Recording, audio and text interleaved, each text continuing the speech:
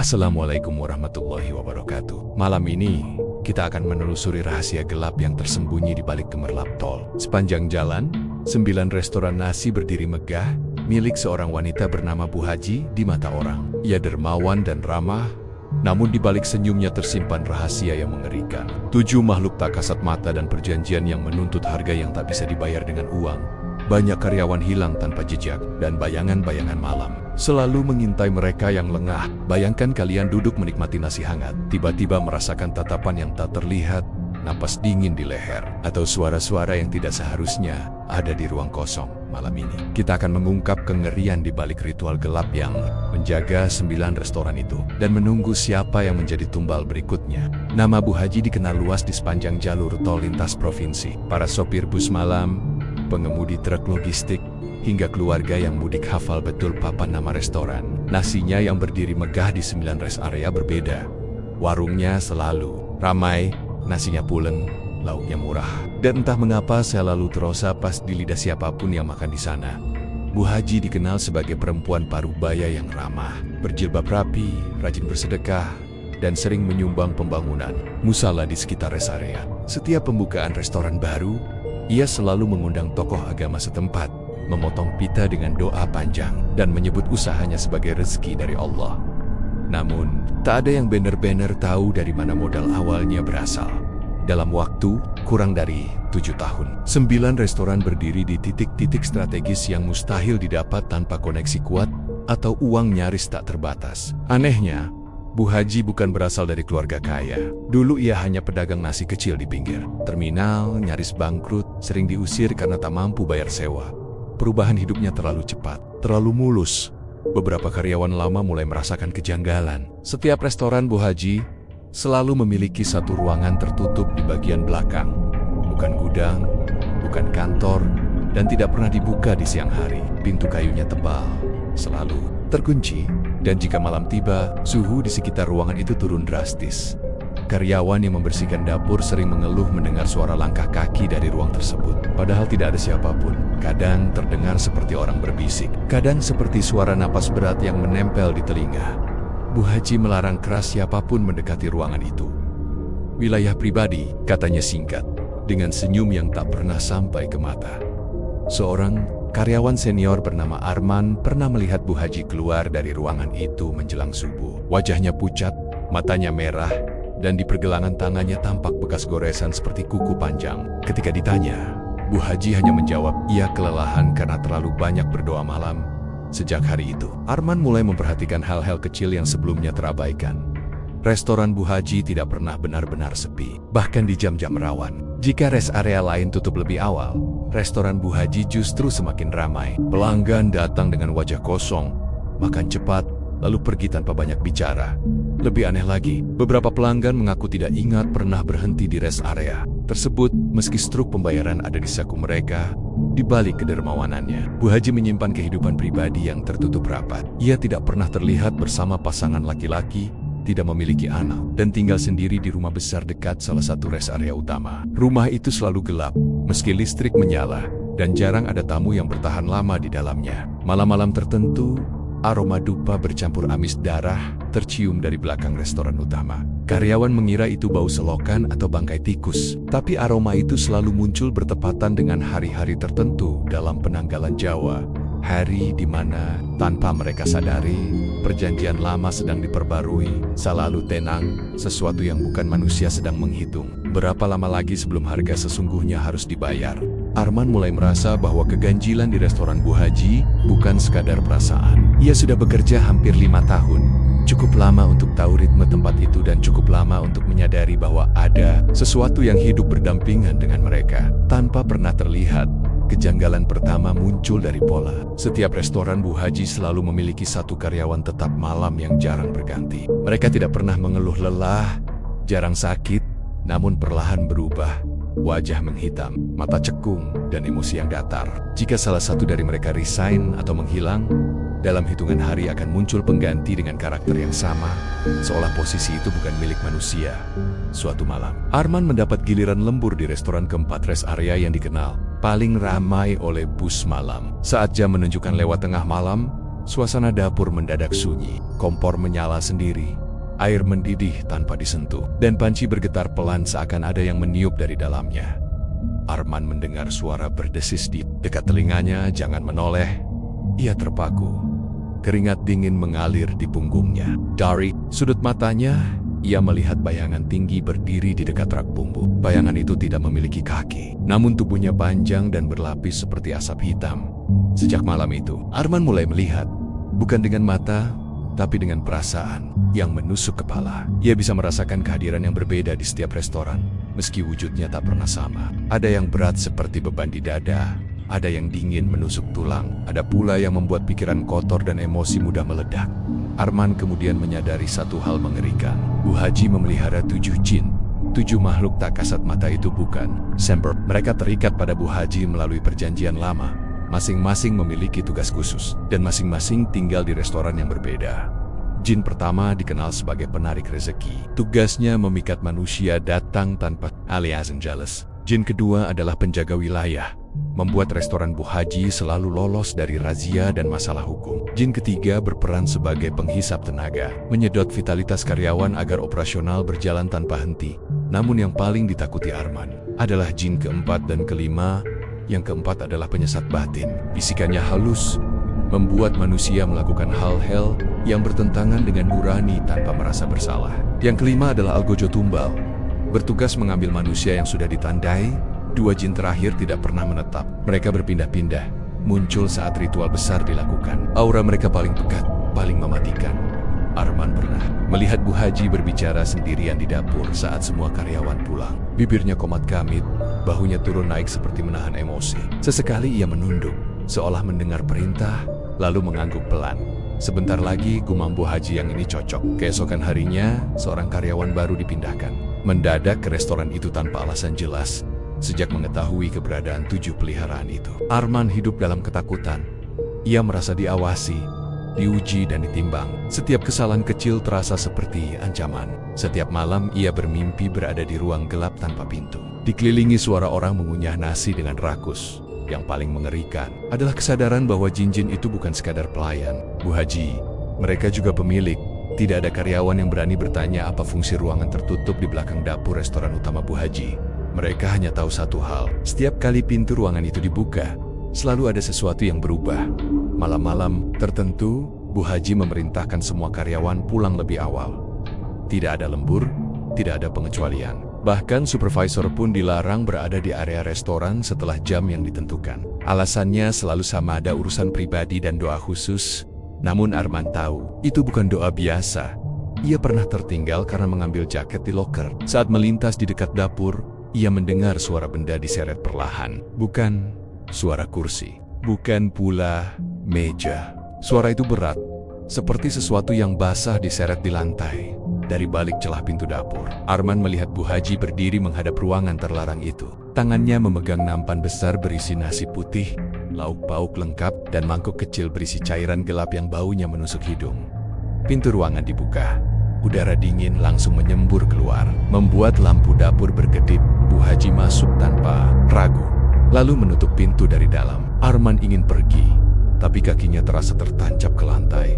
Dari balik pintu, terdengar suara bacaan yang bukan bahasa Arab, bukan pula bahasa daerah yang ia kenal. Nadanya rendah, terputus-putus, seolah diucapkan sambil menahan rasa sakit. Sesekali terdengar suara lain menjawab berlapis, bergema, dan terlalu banyak untuk berasal dari satu mulut. Ritual itu berlangsung lama. Arman mencium bau darah, bercampur nasi hangus dan dupa basi. Suara-suara itu kemudian berubah menjadi cekikikan. Pelan, diikuti dentingan seperti sendok mengenai piring, padahal dapur sudah kosong. Ketika pintu terbuka kembali, Bu Haji keluar dengan wajah basah oleh keringat. Bajunya rapi, namun telapak tangannya merah seperti baru mencengkeram sesuatu yang panas. Matanya kosong, tapi bibirnya tersenyum tipis. Sejak malam itu, Arman mulai menyadari pola ritual. Setiap ritual dilakukan bertepatan dengan target tertentu. Pembukaan cabang baru, omzet menurun, atau menjelang hari-hari ramai seperti mudik dan libur panjang. Dan selalu ada satu hal yang menyertainya, perubahan nasib seseorang. Ada karyawan yang tiba-tiba dipromosikan lalu jatuh sakit berat. Ada yang mendadak bermasalah dengan keluarga, emosinya tak terkendali. lalu menghilang. Ada pula yang tetap bekerja seperti biasa, sampai suatu hari tak pernah kembali. Ritual itu bukan sekadar permintaan rezeki. Itu adalah pembaruan perjanjian, Bu. Haji memberi makan 7 peliharaannya dengan cara yang tidak terlihat manusia lain. Nasi dan lauk hanyalah simbol. Yang sesungguhnya dikonsumsi adalah ketakutan, kelelahan, dan nyawa yang sudah ditandai. Suatu malam, Arman bermimpi berada di ruangan itu. Dindingnya dipenuhi coretan nama-nama karyawan, ditulis berulang-uling. Beberapa dicoret, beberapa ditandai garis silang. Di tengah ruangan, ada lingkaran hitam, seperti bekas terbakar. Dan dari dalamnya terdengar suara mengunyah dengan rakus.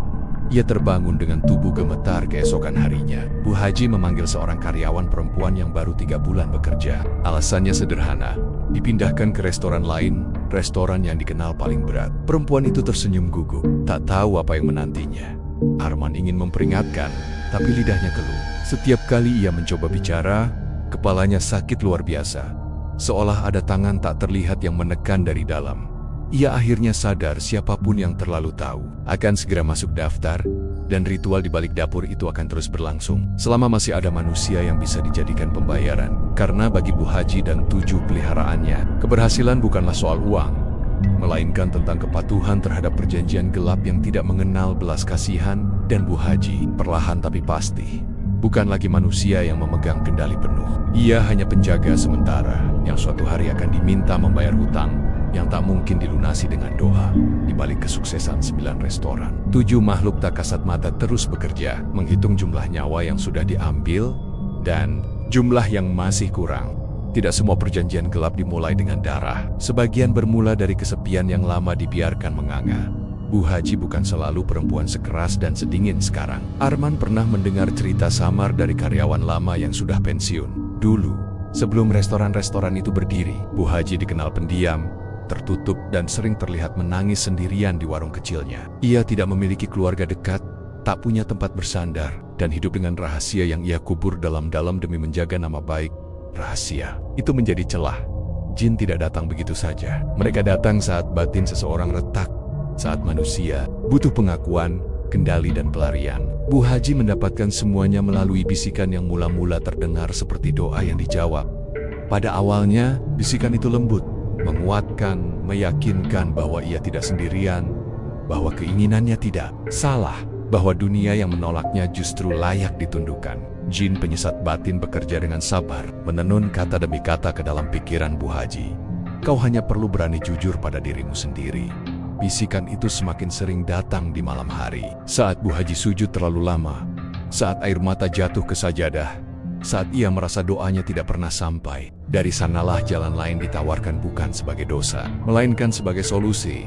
Arman menyadari perubahan Bu Haji tidak hanya terjadi pada bisnis, tapi juga pada caranya memandang manusia. Karyawan bukan lagi orang, melainkan angka. Wajwat hanya menjadi pilihan. Yang lemah lebih mudah diarahkan, yang kesepian lebih cepat terikat. Bu Haji mulai memperlakukan karyawan tertentu dengan perhatian berlebihan, lalu menariknya perlahan ke lingkaran pengaruhnya. Ia memberi kepercayaan, tanggung jawab, dan kedekatan emosional yang membuat targetnya bergantung. Jin penyesat bekerja melalui hubungan itu, membelokkan batas benar dan salah tanpa terasa. Yang terjebak tidak pernah sadar kapan mereka kehilangan kendali. Arman pernah melihat seorang karyawan perempuan menangis di gudang, memegang kepala, menggumamkan kalimat yang sama berulang kali, "Ini pilihanku, ini pilihanku." Padahal wajahnya menunjukkan ketakutan yang nyata. Bu Haji tidak pernah memaksa secara langsung. Ia hanya membuka pintu. Jin-jin itulah yang mendorong dari belakang. Kecenderungan batin Bu Haji yang ia sembunyikan dari dunia luar menjadi bahan bakar paling kuat. Jin memelintirnya menjadi alasan pembenaran, membuatnya percaya bahwa ia berhak menentukan nasib orang lain karena dunia lebih dulu menolak dirinya. Semakin ia menuruti bisikan itu, semakin kuat ikatannya.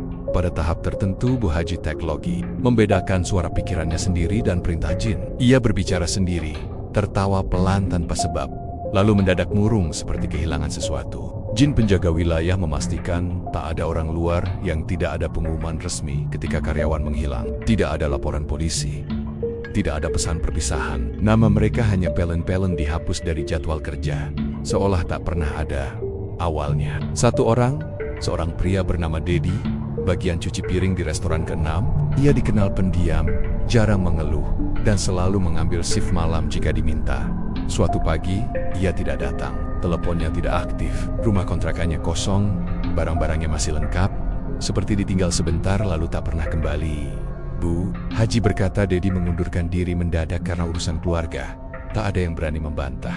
Lalu 2 bulan kemudian, seorang kasir perempuan bernama Santi menyusul. Ia dipindahkan ke restoran yang sama dengan Dedi sebelum menghilang. Beberapa hari sebelumnya, Santi sempat bercerita pada Arman bahwa ia sering bermimpi didatangi seseorang yang memintanya tetap bekerja meski lelah. Arman merinding saat mengingat kalimat itu. Setelah Santi, giliran seorang supervisor muda, lalu koki, lalu petugas kebersihan, polanya selalu sama. Mereka dipindahkan, diberi beban kerja lebih berat, terlihat makin kurus dan linglung. Lalu lenyap tanpa jejak, keluarga mereka datang bertanya. Bu Haji menyambut dengan wajah prihatin, memberi santunan dan janji bantuan. Anehnya, keluarga yang awalnya marah dan curiga, pulang dengan sikap lebih tenang bukan pasrah. Jin penyesat batin bekerja rapi, menghapus kecurigaan sebelum menjadi masalah. Arman mulai mencatat nama-nama itu diam-diam. Ia menyadari sesuatu yang membuat dadanya sesak. Jumlah karyawan yang menghilang selalu kelipatan tertentu, dan selalu bertepatan dengan ritual besar. Setiap kali omzet melonjak drastis, selalu ada satu nama baru yang tak pernah disebut lagi. Tumbal. Bukan sembarang tumbal. Mereka dipilih dari yang paling lemah secara mental, paling terikat secara emosional, atau paling bergantung pada pekerjaan. Jin Algojo tidak mengambil secara paksa. Mereka menunggu manusia runtuh sendiri, lalu menariknya perlahan. Arman pernah melihatnya. Suatu dini hari, ia mendengar suara langkah tertatih di belakang restoran. Ia mengintip dan melihat seorang karyawan berjalan ke arah ruang terlarang. Wajahnya kosong, matanya terbuka tapi seperti tidak melihat apapun. Tubuhnya bergerak kaku, mengikuti sesuatu yang tidak tampak. Arman ingin berteriak, namun suaranya hilang di tenggorokan. Pintu ruangan itu menutup dengan sendirinya. Keesokan harinya, nama karyawan itu tidak ada lagi di absen. Sejak saat itu, Arman hidup dengan rasa bersalah. Ia tahu apa yang terjadi, tapi tidak mampu mencegah. Setiap malam ia bermimpi berada di dapur yang penuh orang, semua karyawan yang hilang duduk rapi, makan nasi tanpa henti, mulut mereka bergerak, tapi mata mereka menatap kosong ke arahnya. Mengapa kamu belum ikut? Suatu hari, Arman menemukan sesuatu yang tak seharusnya ia lihat. Di laci meja administrasi lama, tersembunyi buku catatan kecil milik Bu Haji. Isinya bukan angka omzet, melainkan daftar nama dengan tanda-tanda aneh di sampingnya. Lingkaran, garis silang, dan angka Romawi. 9 halaman, 9 kelompok. Ia mengerti sekarang 9 restoran bukan sekadar simbol kesuksesan. Itu adalah struktur pesugihan. Setiap restoran membutuhkan pembayaran berkala, dan pembayaran itu adalah manusia hidup yang dihabiskan perlahan. Arman menyadari dirinya sudah terlalu dekat dengan kebenaran. Beberapa hari kemudian, namanya dipindahkan ke restoran yang belum pernah ia tempati. Restoran yang dikenal karyawan lain sebagai tempat paling berat, paling sunyi, dan paling sering terjadi kesalahan kerja. Bu Haji menatapnya lama sebelum berkata pelan, "Kamu sudah banyak membantu saya." Kalimat itu terdengar seperti pujian, namun bagi Arman, itu adalah vonis karena ia tahu karyawan yang paling lama bertahan biasanya disiapkan untuk pembayaran yang paling berharga. Curiga, Jin penghisap tenaga, memastikan para karyawan terlalu lelah untuk bertanya. Sementara Jin Algojo hanya menunggu tanda, Arman mulai merasakan bisikan itu juga mengincarnya. Saat sendirian, muncul pikiran-pikiran asing, keinginan untuk menyerah, untuk patuh, untuk berhenti melawan. Setiap kali ia mencoba berdoa, kata-kata terasa hampa, seolah ada dinding tebal yang menghalangi. Ia sadar jin-jin itu tidak hanya memelihara Bu Haji. Mereka sedang membangun jaringan keterikatan. Semakin banyak jiwa yang terikat, semakin besar kekuatan ritual. Dan semakin dalam Bu Haji tenggelam, semakin mustahil baginya untuk kembali menjadi manusia utuh. Di balik wajah religius dan senyum dermawan, Bu Haji telah menjadi simpul dari 7 bisikan. Dan simpul itu menjerat siapapun yang terlalu dekat. Bab ini adalah titik di mana Arman memahami satu kebenaran pahit. Kejahatan terbesar bukan saat darah tertumpah, melainkan saat hati manusia dibujuk untuk menganggapnya wajar. Jam 3 pagi adalah waktu yang tidak pernah banner-banner mati di rest area. Lampu tetap menyala, mesin kendaraan berdengung dari kejauhan, dan angin membawa bau aspal bercampur sisa makanan. Namun di restoran tempat Arman dipindahkan, jam 3 pagi terasa seperti batas antara dua dunia. Sejak hari pertama bekerja di sana, Arman merasakan tekanan yang berbeda. Udara lebih berat, napas terasa pendek, dan pikirannya sering melayang tanpa sebab.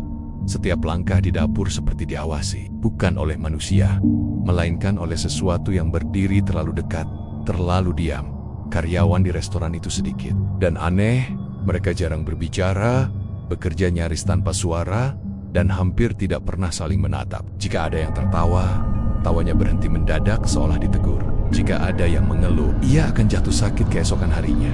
Jam 3 pagi adalah puncaknya. Pada jam itu, pelanggan datang paling banyak, namun anehnya, tidak pernah ada antrean. Orang-orang masuk, duduk, makan, dan pergi dengan ritme yang terlalu teratur. Wajah mereka pucat, mata mereka kosong, dan beberapa tampak seperti menahan kantuk berat meski baru turun dari kendaraan. Arman mulai memperhatikan hal yang membuat jantungnya berdebar. Beberapa pelanggan tidak pernah membayar. Mereka meletakkan uang di meja, namun saat diambil, uang itu berubah menjadi kertas kosong atau serpihan hitam seperti abu. Kasir tidak bereaksi. Ia hanya mencatat angka di mesin seolah transaksi berjalan normal. Suatu malam, listrik di dapur mati sesaat. Dalam gelap itu, Arman mendengar suara makan yang sangat dekat, bukan dari meja pelanggan, melainkan dari belakangnya. Suara mengunyah dengan tergesa, bercampur desahan puas. Ketika lampu menyala kembali, ia melihat Bangen-Bangen berdiri di sudut ruangan. Tidak jelas bentuknya, tapi jumlahnya banyak. Terlalu banyak untuk dihitung. Mereka tidak bergerak, hanya menatap sejak malam itu. Arman sering melihat sosok karyawan yang ia kenal, padahal mereka sudah lama menghilang. Mereka bekerja seperti biasa, menyapu lantai, membawa piring, bahkan menyapanya dengan senyum datar. Capek? Ya, masih kuat. Jika Arman menjawab, sosok itu akan berhenti bergerak dan menatapnya lama, seolah menunggu keputusan. Arman belajar untuk tidak menanggapi. Ia juga menyadari bahwa restoran itu adalah pusat pengumpulan. Jin-jin dari restoran lain seakan berkumpul di jam dan tempat yang sama, menikmati hasil kerja mereka. Restoran ini bukan sekadar tempat makan, melainkan ruang jamuan. Suatu malam, Bu Haji datang tanpa pemberitahuan. Ia duduk di meja pojok, tidak memesan apapun, hanya memperhatikan jam dinding. Ketika jarum pendek dan panjang bertemu di angka 3, ia menutup mata dan mengangguk pelan. Di dapur, panci-panci bergetar. Bau amis menyobar. Arman mendengar bisikan di kepalanya. Lebih jelas dari sebelumnya. Kamu tahu caranya berhenti. Kamu tahu caranya patuh. Ia menggigil. Untuk pertama kalinya, ia merasakan tanda di dirinya seperti cap yang ditempelkan di dada. Jin Al-Gojo telah melihatnya. Pagi menjelang, Bu Haji pergi tanpa sepatah kata. Restoran kembali normal. Pelanggan pagi datang, karyawan baru masuk shift, dan jam 3 pagi seolah tak pernah terjadi. Namun Arman tahu kebenaran yang mengerikan. Kebenaran akhirnya datang bukan melalui keberanian, melainkan kelelahan yang mencapai batasnya. Arman jatuh sakit setelah 2 minggu bekerja di restoran itu. Tubuhnya lemah, demam naik turun, dan setiap kali tertidur ia bermimpi berada di hadapan meja panjang dengan 9 piring nasi. Di setiap piring tertulis nama restoran Bu Haji, dan di bawahnya nama manusia. Dalam salah satu mimpi, ia melihat Bu Haji duduk di ujung meja, mengenakan pakaian putih yang kini ternoda bercak gelap. Di belakangnya berdiri 7 bayangan tinggi, membungkuk, seolah menempelkan mulut ke telinganya. Kamu belum lunas, bisik mereka serempak. Arman terbangun dengan darah mengalir dari hidung. Ia memutuskan mencari jawaban terakhir, bukan di restoran, melainkan di rumah lama Bu Haji, rumah pertama yang ia tempati sebelum memiliki segalanya. Dengan sisa tenaga, Arman mendatangi tempat itu pada siang hari. Berharap apapun yang ada di sana melemah saat matahari tinggi.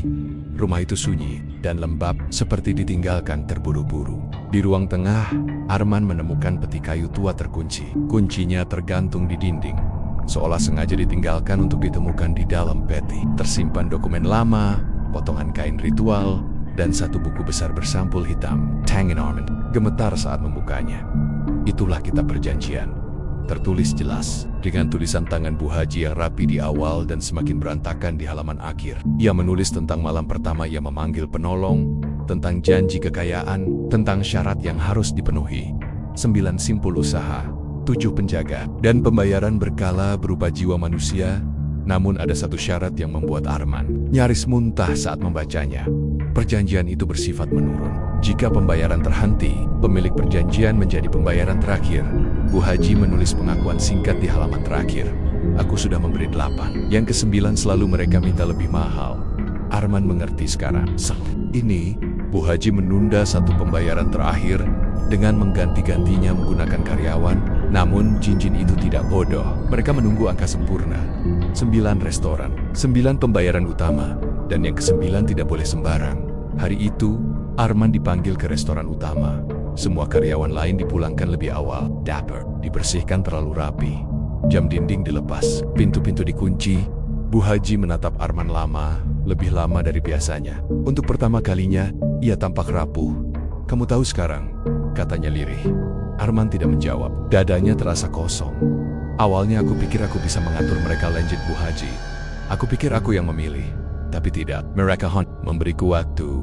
7 bayangan mulai terasa memenuhi ruangan. Suhu turun drastis. Napas Arman membeku di udara. "Mereka ingin yang terakhir istimewa," kata Bu Haji. Air matanya jatuh. Seseorang yang tahu dan tetap tinggal. Arman menyadari kebenaran paling pahit. Ia bukan korban acak. Ia adalah penutup perjanjian yang disiapkan lama. Namun di saat itulah, bisikan lain muncul di kepalanya lemah. Hampir tenggelam oleh suara jin. Bisikan itu bukan ajakan patuh, melainkan peringatan. Perjanjian hanya kuat jika disetujui. Arman menatap Bu Haji, dan untuk pertama kalinya ia melihat ketakutan yang murni. Bukan takut kehilangan harta, melainkan takut menjadi tumbal yang sesungguhnya. Jam 3 pagi semakin dekat, dan perjanjian darah ke-9 menunggu untuk dituntaskan. Entah dengan jiwa Arman, atau dengan runtuhnya seluruh kekuasaan gelap yang telah dibangun. Jam 3 pagi bukan sekadar waktu, itu adalah jadwal panen. Dan cepat atau lambat, siapapun yang bekerja di sana akan tiba gilirannya. Karena di restoran Bu Haji, malam tidak pernah banner-banner berakhir, ia hanya menunggu jam yang tepat untuk memakan manusia berikutnya. Jam 3 pagi mendekat, tapi malam itu berbeda dari yang lain. Udara di restoran terasa tebal, seperti dapat dipotong dengan pisau. Arman merasakan sesuatu yang bergerak di sekitarnya. Bayangan yang tidak hanya menempel di dinding tapi di dalam pikirannya sendiri. Para karyawan lama yang sudah hilang mulai menampakkan diri. Tidak dalam bentuk fisik yang jelas, tapi sebagai kehadiran berat yang menekan dada Arman.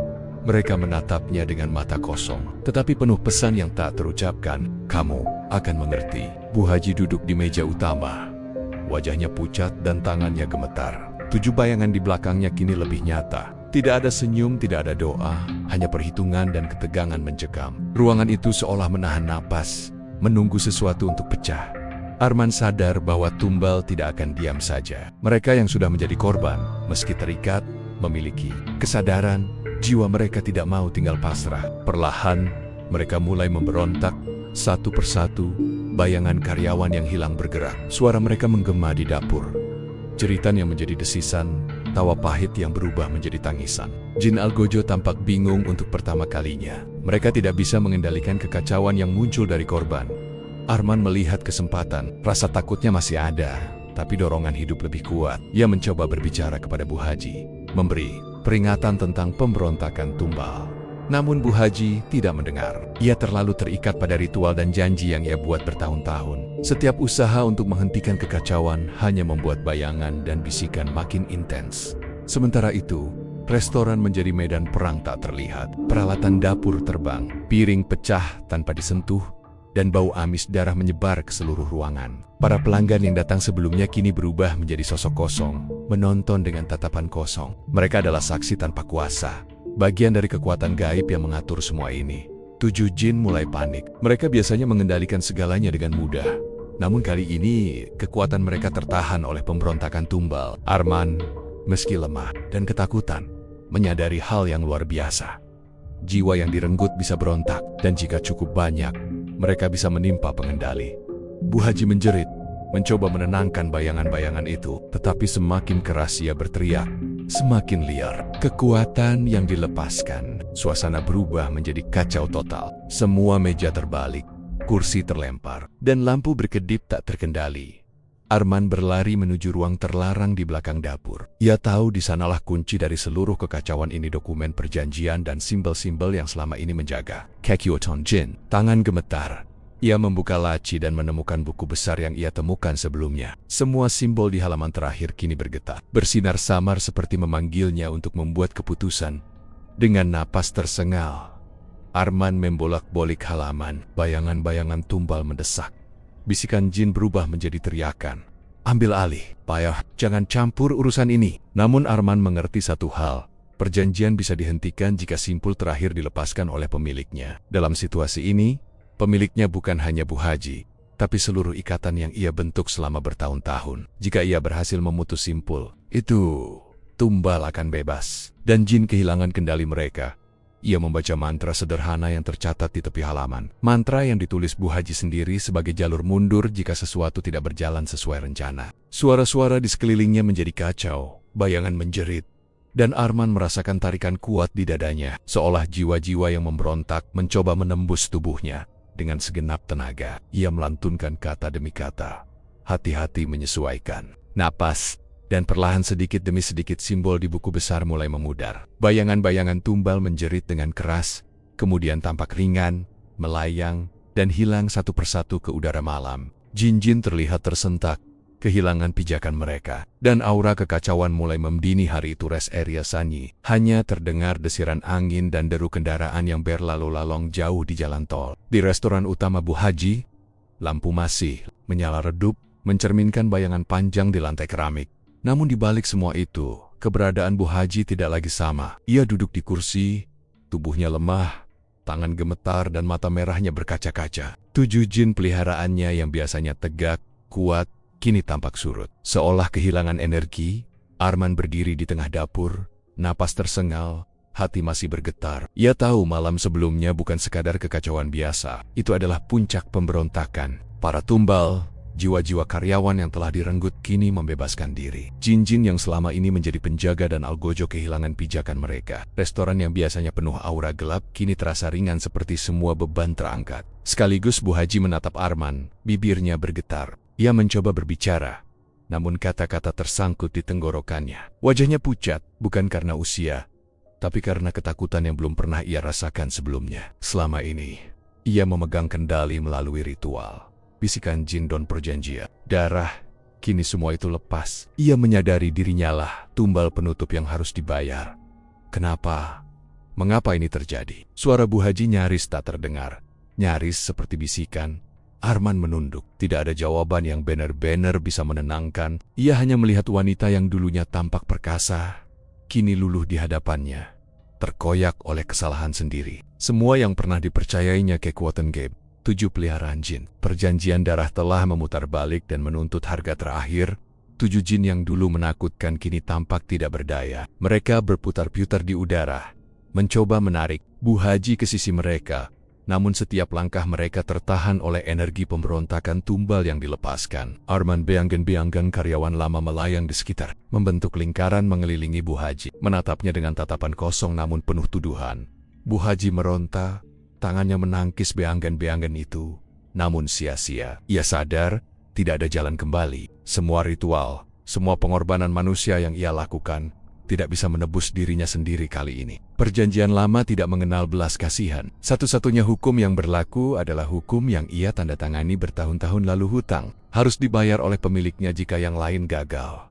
Arman menutup buku perjanjian yang dibawanya. Suara bisikan jin perlahan hilang. Bayangan tumbal pun menghilang satu persatu, meninggalkan ruang yang kosong dan hening, namun rasa berat tetap menempel di udara. Arman menatap Bu Haji terakhir kali. Ia tahu, wanita itu kini harus menanggung seluruh akibat dari kekejamannya sendiri. Di luar restoran, rest area kembali tampak normal. Kendaraan lalu lalang, lampu jalan menyala, dan bau asap kopi masih menguar. Namun di dalam restoran, Bu Haji lenyap tanpa jejak. Tidak ada darah, tidak edes, hanya kursi yang kosong, buku perjanjian terbuka di lantai, dan aroma hangus dari ritual yang tak lagi aktif. Konon, beberapa karyawan baru yang kemudian bertugas di restoran itu mengaku sering mendengar suara piring bergerak sendiri. Atalangka. Berat di malam sunyi sisa-sisa energi Bu Haji yang gagal menaklukkan kegelapan. 9 restoran yang dulu penuh aura gaib, kini satu persatu tutup. Masyarakat mulai berspekulasi, menyebarkan cerita horor tentang pemilik restoran yang hilang misterius. Para sopir tol, pengunjung malam, dan karyawan lama pun punya versi masing-masing. Ada yang menyebut Bu Haji pergi ke tempat yang jauh, ada yang bilang jiwanya tertelan oleh perjanjian yang dulu ia buat. Arman, meski selamat, tidak pernah melupakan malam itu. Ia kembali bekerja tapi hatinya selalu waspada. Ia tahu kegelapan bisa kembali kapan saja. Ia juga tahu satu hal yang pasti. Kejahatan yang dibangun dengan darah dan ketakutan tidak pernah berakhir tanpa korban terakhir. Dan bagi Bu Haji, hukum perjanjian adalah yang terakhir dan paling mengerikan. Tidak ada belas kasihan, tidak ada penyesalan, hanya kehampaan yang menelan. Udar. Bu Haji terjatuh ke lantai, lemas. Air matanya bercampur keringat. Ia menyadari sesuatu yang mengerikan. Kekuatan yang selama ini ia percayai untuk melindungi dirinya, kini hilang. Semua rahasia, semua kekuasaan, tergantung pada keputusan Arman, seorang karyawan yang semula dianggap lemah. Arman menatap Bu Haji, napasnya masih tersengal. Di luar restoran malam tetap sunyi. Rest area tampak normal, tapi Arman tahu, permainan gelap ini telah selesai untuk saat ini. Tumbal bebas, jin kehilangan kendali, dan Bu Haji harus menanggung kehancuran dari perjanjian yang selama ini ia percayai. Namun semua orang tahu, kegelapan tidak pernah benar-benar lenyap. Ia hanya menunggu kesempatan untuk kembali, dan siapapun yang lengah akan menjadi korban berikutnya.